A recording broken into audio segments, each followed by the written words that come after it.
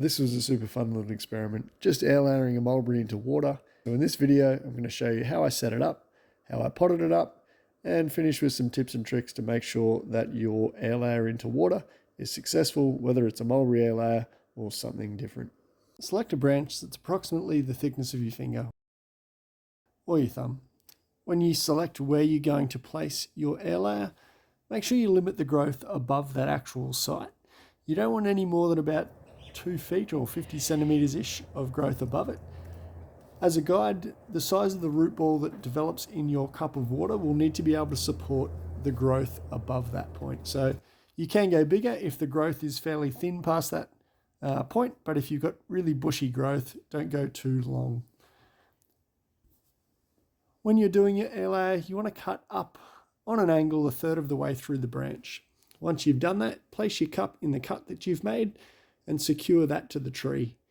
You can do that using tape or wire, or you may not need to do that depending on the site selection and how your cup sits.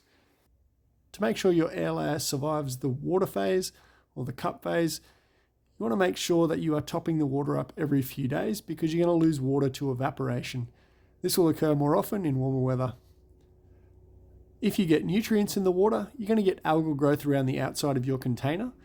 You can flush the water out every couple of days or every week. Just top the water up until it completely overflows and wipe down that algal growth on the inside just with your fingers.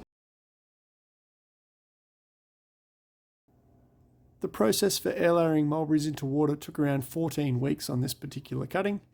This will vary from plant to plant, so it will take longer with different types of plants and potentially at different times of the year. So the hotter the weather, the faster it will tend to go. To remove your air layer, use a pair of secateurs or a handsaw and remove the air layer below where your roots have formed.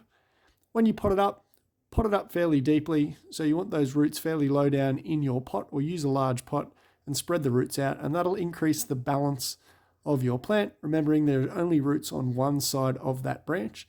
So the more soil you've got in and around the trunk of your new plant, the more stable it will be.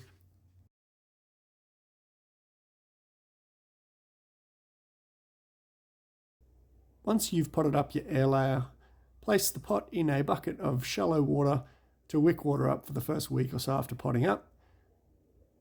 Transplant shock may come once you've transplanted your cutting into potting mix, so it may lose leaves.